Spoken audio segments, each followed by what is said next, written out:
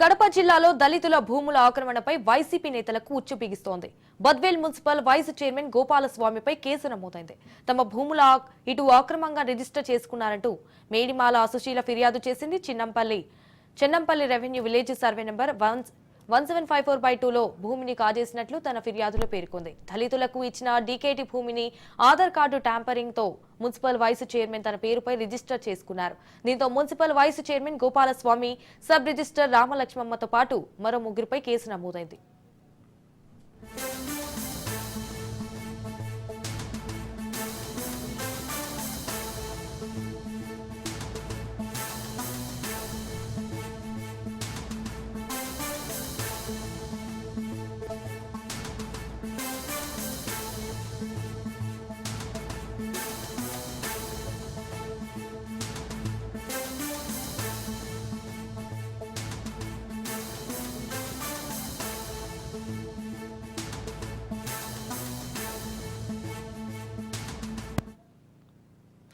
కడప జిల్లాలో దళితుల భూముల ఆక్రమణపై వైసీపీ నేతలకు ఉచ్చు బిగిస్తోంది.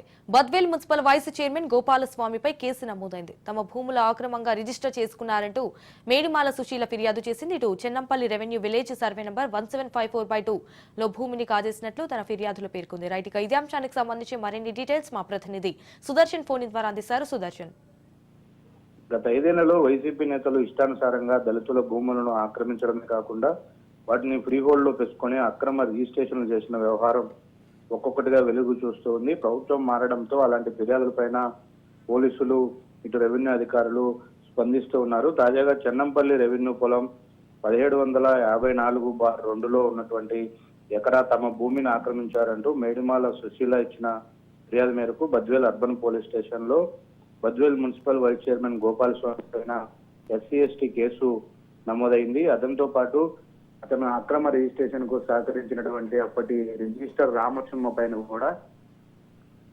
FIR నమోదు చేసితో పాటు మరో నలుగురిని కూడా కేసులో నమోదు చేసిన పరిస్థితి కనిపిస్తుంది. గోపాలస్వామి ఇప్పటికే అక్కడ ఒక 5-6 సర్వే నెంబర్లలో 7-8 ఎకరాలను పూర్తిగా ఆక్యుపై చేశాడు. ఇప్పుడు అవి కోట్లాది రూపాయలు పోతున్నాయి. వాటిలో విస్తృతంగా కట్టడాలు కడుతూ విచ్చలవిడిగా అమ్ముకుంటూ సొమ్ము చేసుకుంటున్నప్పటికీ ఇంతకాలము రెవెన్యూ అధికారులు, అటు మున్సిపల్ అధికారులు కూడా చూసి చూడనట్టు వ్యవహరించారు. అక్కడ 6 అంతస్తులు 4 అంతస్తుల భవనాలు వెలుస్తున్నప్పటికీ కనీసం ఇప్పటికి కూడా మున్సిపల్ శాఖ అధికారులు వాటికి ఎలాంటి ప్లాన్ అప్రూవల్స్ లేవు, అనుమతులు లేకపోయినప్పటికీ ఏ ఒక్క నిర్మాణాన్ని కూడా అడ్డుకోవడం లేదు. ఒకవైపు FIR అయినప్పటికీ ఇప్పటికి కూడా అక్కడ పనులు జరుగుతూనే ఉన్నాయి. బద్వేల్ మున్సిపల్ కమిషనర్ గా వచ్చినటువంటి నరసింహారెడ్డి స్వయానా మున్సిపల్ చైర్మన్ కు బంధువు కావడంతో ఆయన ఇప్పటికీ వైసీపీ నేతలకు కొమ్ముగాస్తూ పనిచేస్తున్నాడన్న ఆరోపణలు వినిపిస్తూ ఉన్నాయి. అందువల్లే విచ్చలవిడిగా అక్కడ నిర్మాణాలు జరుగుతూ ఉన్నాయి. ఇప్పటికే ఒక మున్సిపల్ వైస్ చైర్మన్ గోపాలస్వామి పైనే 5-6 మంది దళితులు కోర్టుకు వెళ్లారు. వివిధ రూపాల్లో ఆ కేసులు విచారణలో ఉన్నాయి. ఇప్పుడు ఈ కేసుకు సంబంధించి FIR ఫైల్ కావడంతో ఆయన గత 3 రోజులుగా పరారీలో ఉన్నాడు. నిన్న బద్వేల్ మున్సిపల్ సాధారణ సమావేశం కూడా జరిగింది, కౌన్సిల్ సమావేశం. దానికి కూడా వైస్ చైర్మన్ హోదాలో ఆయన అటెండ్ అవ్వాల్సి ఉంది, కానీ రాలేదు.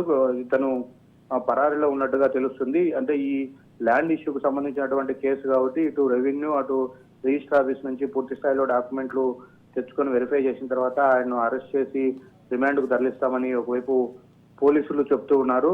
అయితే ఇప్పటికైనా వీటిపైన గట్టి చర్యలు తీసుకోవాలి. అక్కడ దళితుల భూములు కోట్లు విలువ చేసే భూములను ఆక్రమించినటువంటి గోపాలస్వామి పైన చర్యలు తీసుకోవడంతో పాటు ఆ అక్రమ కట్టడాలన్నింటినీ కూడా కూల్చేసి తమ భూములు తమకు ఇప్పించాలంటూ దళితులు వేడుకుంటున్న పరిస్థితి కనిపిస్తుంది. 1754, 55, 59 ఈ 3 సర్వే నెంబర్లోనే సుమారు 6 ఎకరాలకు పైగా భూమి ఉంది. అవన్నీ కూడా దళితులటియే. ముఖ్యంగా ఈ కేసుకు సంబంధించి ఆధార్ కార్డును ఫోర్జరీ చేసి మరీ గోపాలస్వామి తన పేరుతో అక్రమ రిజిస్టర్ చేసుకున్నాడు.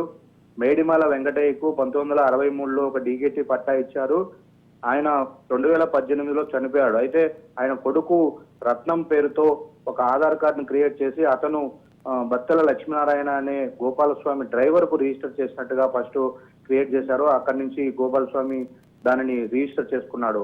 ఆధార్ కార్డు ఫోర్జరీ చేసి రిజిస్టర్ చేయడంతో పాటు దళితుల భూములు ఆక్రమించిన ఈ 2 సెక్షన్ల కింద ఫోర్జరీ కేసు కింద, అలాగే భూ ఆక్రమణల కింద గోపాలస్వామి పైన SC/ST కేసు నమోదైంది. మైదుకూరు DSP ఆధ్వర్యంలో ఈ కేసు విచారణ జరుగుతుంది. దీనిపైన చర్యలు తీసుకుని ఖచ్చితంగా తమకు న్యాయం చేయాలి అంటూ దళితులు ఒకవైపు వేడుకుంటూ ఉన్నారు. చూడాలి ఈ కేసు ఎలాంటి పురోగతి సాధిస్తుందో. Right, thank you for the updates Sudarshan.